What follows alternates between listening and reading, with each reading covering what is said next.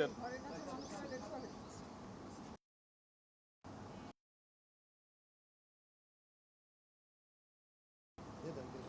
দিয়ে দেন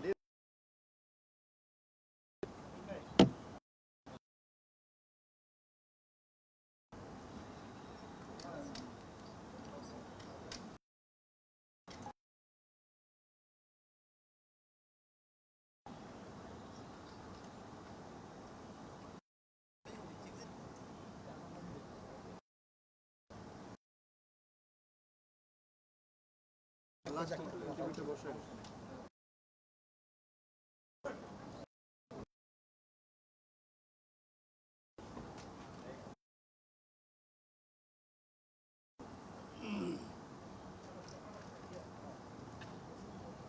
আর কারোর জন্য দেরি করার জন্য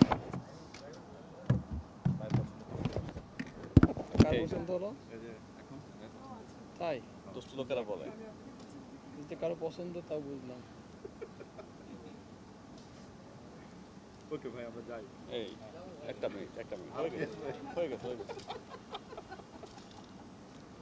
সবাই টেক্সট করছে এখন কি বলবো এই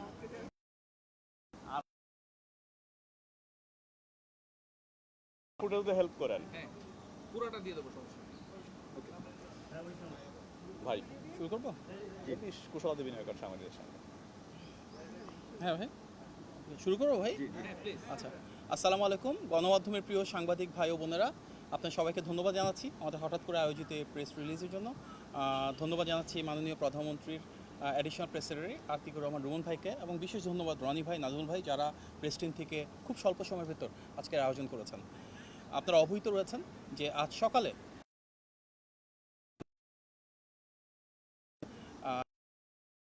এনভয়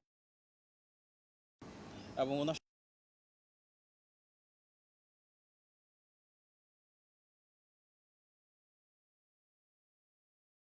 বাংলাদেশ সরকারের পক্ষ থেকে মাননীয় প্রধানমন্ত্রীর সাথে ছিলেন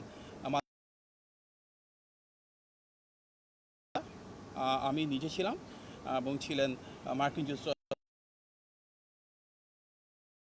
আলোচনায় আমরা দেখেছি যে মার্কিন যুক্তরাষ্ট্রের পক্ষ থেকে বাংলাদেশে নির্বাচিত মাননীয় প্রধানমন্ত্রীর নেতৃত্বের উপর দৃঢ় আত্মবিশ্বাসের কথা বলা হয়েছে, এবং মার্কিন যুক্তরাষ্ট্রের পক্ষ থেকে বলা হয়েছে যে মাননীয় প্রধানমন্ত্রীর নেতৃত্বে বাংলাদেশে স্থিতিশীলতা ফেরত এসেছে, একটা সুন্দর গণতান্ত্রিক অগ্রযাত্রা বহমান রয়েছে, এবং মাননীয় প্রধানমন্ত্রী গত প্রায় 5 মাস ধরে রাষ্ট্র পরিচালনায় যে পলিসিগুলো অ্যাডপ্ট করেছেন সেটিকে সাধুবাদ জানানো হয়েছে, এবং বাংলাদেশের অগ্রযাত্রায় বাংলাদেশের সাথে মার্কিন যুক্তরাষ্ট্রের যে সুসম্পর্ক রয়েছে বহুমাত্রিক এবং বহুপাক্ষিক, সেই সম্পর্কটাকে একটা ডিপ অ্যান্ড ইকোনমিক টাইজের মাধ্যমে কীভাবে সামনের দিকে এগিয়ে নিয়ে যাওয়া যায় সেগুলো নিয়ে আলোচনা হয়েছে। আমাদের লক্ষ্য, মার্কিন যুক্তরাষ্ট্র ইতিমধ্যে বলেছে যে এই পার্টনারশিপের সম্পর্কতে কিভাবে বাংলাদেশে বিনিয়োগ বাড়ানো যায়, বাণিজ্য বাড়ানো যায়, বাংলাদেশে কর্মসংস্থান সৃষ্টিতে মার্কিন কোম্পানিগুলো কীভাবে ভূমিকা রাখে, এবং বাংলাদেশ সরকারের দিক থেকে কীভাবে পলিসি সাপোর্ট প্রোভাইড করা যায়, এগুলো নিয়ে আলোচনা হয়েছে। এক্সপোর্ট এবং ইম্পোর্ট কীভাবে বৃদ্ধি করা যায় সেগুলো নিয়ে যেমন বিস্তারিত আলোচনা হয়েছে। একই সাথে সামনের দিনগুলোতে মার্কিন ইনভেস্টমেন্ট যেন বাড়ে, তার একটি ফার্স্ট স্টেপ হিসেবে আগামী সপ্তাহের শেষ নাগাদ যুক্তরাষ্ট্রের শীর্ষস্থানীয় প্রায় 25টি শিল্প এবং ব্যবসা প্রতিষ্ঠান থেকে শীর্ষস্থানীয় প্রায় 45 জন ব্যবসায়িক নেতৃবৃন্দ বা প্রথম সারির কর্মকর্তাবৃন্দ বাংলাদেশে আসবেন। বাংলাদেশের বিভিন্ন মন্ত্রণালয়ে যারা দায়িত্বপ্রাপ্ত রয়েছেন এবং বিভিন্ন দপ্তরে যারা গুরুত্বপূর্ণ অবস্থানে রয়েছেন ওনাদের সাথে তারা ধারাবাহিকভাবে বৈঠক করবেন। মাননীয় প্রধানমন্ত্রীর সাথেও ওনাদের একটি বৈঠক অনুষ্ঠিত হবে। সুতরাং আগামী সপ্তাহে শেষ নাগাদ যুক্তরাষ্ট্রের প্রথম সারির 25টি কোম্পানি থেকে প্রায় 45 জন শীর্ষ কর্মকর্তা আসবেন, এবং মাননীয় প্রধানমন্ত্রীর উপর এবং ওনার নেতৃত্বের উপর যে আস্থা আজকে আমরা সারা বিশ্বব্যাপী দেখছি, তার একটা প্রতিফলন হিসেবে যুক্তরাষ্ট্রের স্টেট ডিপার্টমেন্ট যে ট্রাভেল অ্যাডভাইজারি করে, যেখানে বিভিন্ন দেশে ট্রাভেলিংয়ের ক্ষেত্রে ওনাদের যে লক্ষ্যমাত্রা থাকে সেটা প্রতিফলিত হয়, সেখানে কিন্তু লেভেল 3 থেকে দেশের বর্তমান যে অবস্থান রয়েছে সেখানে মার্কিন যুক্তরাষ্ট্রের বিনিয়োগকারী এবং সবার জন্য এটি উন্মুক্ত, এবং সবাই যেন এখানে আসেন এবং এ দেশ গণতান্ত্রিক পথযাত্রায় কীভাবে বিভিন্ন ধরনের ইকোনমিক অপরচুনিটি তৈরি করতে পারছে সবার জন্য সেটি এক্সপ্লোর করে, সেটা আমাদের মূল লক্ষ্য। অত্যন্ত আন্তরিক এবং সৌহার্দ্যপূর্ণ আজকের এই আলোচনায় বাংলাদেশ এবং যুক্তরাষ্ট্রের যে ঐতিহাসিক সম্পর্ক রয়েছে সেটি একটি ভিন্ন মাত্রায় যাবে, এবং তার উপর ভিত্তি করে আমরা আরও বেশি যুক্তরাষ্ট্রের সাথে ট্রেড এবং সে দেশ থেকে ইনভেস্টমেন্ট এখানে অ্যাট্রাক্ট করব। বাংলাদেশে ইনশাল্লাহ আরও বেশি এমপ্লয়মেন্ট জেনারেট হবে এবং আমাদের যে মাল্টি ফ্যাসেটেড অ্যাটাচমেন্ট রয়েছে, যে অপরচুনিটিস রয়েছে, একটা পার্টনারশিপের মাধ্যমে এটাকে ইনশাল্লাহ সামনের দিকে এগিয়ে নিয়ে যাব।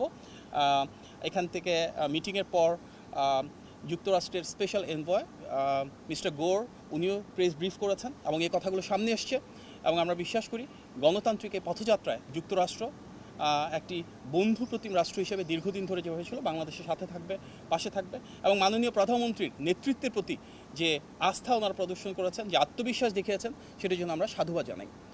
আজকে মাননীয় প্রধানমন্ত্রীর সাথে বাংলাদেশের স্থানীয় বিজনেস কমিউনিটির একটা মিটিং হয়েছে। আপনারা হয়তো অবগত রয়েছেন যে দেশের প্রথম সারির বেশ কয়েকটি শিল্প প্রতিষ্ঠানের যারা কর্ণধার রয়েছেন ওনাদের একাংশ আজকে মাননীয় প্রধানমন্ত্রীর সাথে বৈঠকে বসেছিলেন এবং সেখানে স্থানীয় অন্যান্য বেশ কিছু মন্ত্রণালয় এবং সরকারি দপ্তরের যারা দায়িত্বপ্রাপ্ত ব্যক্তিবর্গ ছিলেন ওনারাও ছিলেন। সেখানে মাননীয় প্রধানমন্ত্রী প্রাইভেট সেক্টরের বিভিন্ন বিষয়ে ওনাদের অবস্থানগুলো জানতে চেয়েছেন। আমাদের দীর্ঘ ফ্যাসিবাদের কারণে রাষ্ট্র ব্যবস্থায় অনেক ধরনের সমস্যা রয়েছে।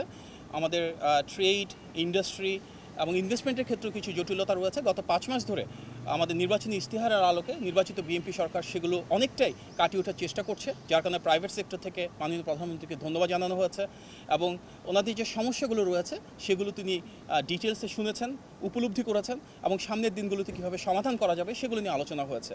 বিশেষভাবে আমাদের বিদ্যুৎ এবং গ্যাসের যে ঘাটতি রয়েছে, কীভাবে আমরা এনার্জি সেক্টরে যে লং টার্ম ধরে চলে আসা সমস্যা সেটা সমাধান করব, কীভাবে আমাদের এনার্জি সিকিউরিটিটাকে আরেকটু এনহ্যান্স করব, বাংলাদেশে দেশি এবং বিদেশি বিনিয়োগ বাড়ানোর জন্য আমাদের এনবিআর বা ট্যাক্সের কী ধরনের রিফর্ম করার প্রয়োজন রয়েছে, কীভাবে আমাদের পলিসি সাপোর্টটা এমন হবে যেখানে প্রাইভেট সেক্টর লেড একটা গ্রোথ আমরা ইনশিওর করতে পারি, সেগুলো নিয়ে আলোচনা হয়েছে।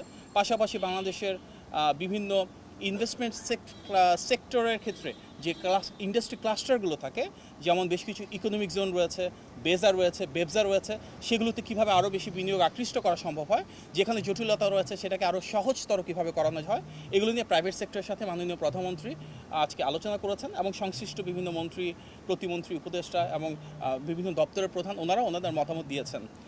সামনের দিনগুলোতে আমরা চাই মাননীয় প্রধানমন্ত্রীর নেতৃত্বে এমন একটি রাষ্ট্র ব্যবস্থা যেখানে প্রাইভেট সেক্টরের জন্য আমাদের সরকার থেকে পলিসি সাপোর্ট থাকবে এবং প্রাইভেট সেক্টর গ্রো করবে। তার জন্য একটা pro business, pro investment budget আমরা দেখেছি এবং সেই বাজেটের বহিঃপ্রকাশ হিসেবে আমরা সেগুলো নীতিমালাগুলোকে বাস্তবায়ন করব, যার মূল উদ্দেশ্য হবে বাংলাদেশে যে বিপুল পরিমাণ ডেমোগ্রাফিক ডিভিডেন্ড রয়েছে, অর্থাৎ আমাদের প্রচুর তারুণ্য এবং নারী রয়েছেন যারা কর্মসংস্থান এবং আত্মকর্মসংস্থানের জন্য প্রস্তুত, ওনাদেরকে আমরা আরও কীভাবে বিকশিত করতে পারি। আমাদের জনবান্ধব সরকার, জনবান্ধব বাজেট এবং জনবান্ধব যে নীতিমালা রয়েছে সেগুলো কার্যকর করার এই পথযাত্রাকে প্রাইভেট সেক্টরের যে রিপ্রেজেন্টেটিভরা আজকে এসেছিলেন ওনারা আন্তরিকভাবে ধন্যবাদ এবং সাধুবাদ জানিয়েছে এবং আমরা বিশ্বাস করি মাননীয় প্রধানমন্ত্রী সবসময় যেটা বলেন, করব কাজ, গর্ব দেশ, সবার আগে বাংলাদেশ, সেই নীতিকে ধারণ করে বাংলাদেশের স্বার্থকে প্রাধান্য দিয়ে বাংলাদেশের মানুষের কীভাবে কল্যাণ হয়, জনগণকে কীভাবে আমরা আরও বেশি ক্ষমতায়িত করতে পারি, তার জন্যই আজকের আলোচনা। আপনাদের সবাইকে অনেক ধন্যবাদ জানাচ্ছি এবং আজকে অনেকটা হঠাৎ করে উপস্থিত হলেন, সেই জন্য আবারও রুমন ভাই, রনি ভাই, নাজমুল ভাই সহ প্রেস টিমে যারা রয়েছেন আপনাদের সবাইকে কৃতজ্ঞতা। আসসালামু আলাইকুম। প্রশ্ন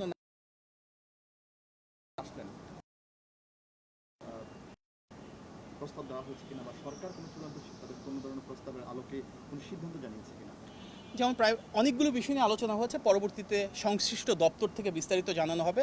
যেমন প্রাইভেট সেক্টর থেকে একটা বলেছে যে আমাদের যে পোর্টরা রয়েছে, একটা এক্সাম্পল হিসেবে বলি চিটাগাং পোর্ট কিংবা ঢাকা এয়ারপোর্টে সেখানে যে কমার্শিয়াল অ্যাক্টিভিটিসগুলো রয়েছে আমদানি রপ্তানির জন্য 24/7 সার্ভিস করা যায় কিনা।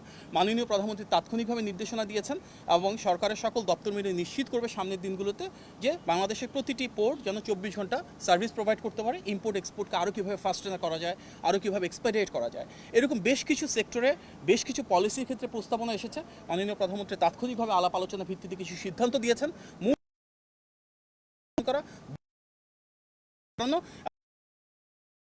কর্মসংস্থান সৃষ্টি করা। আপনাদের সবাইকে ধন্যবাদ। আমেরিকার সঙ্গে বাংলাদেশের অর্থনৈতিক জোটে যাওয়ার বাংলাদেশের প্রস্তাব রয়েছে, সেটা বিষয়ে আলোচনা হয়েছে?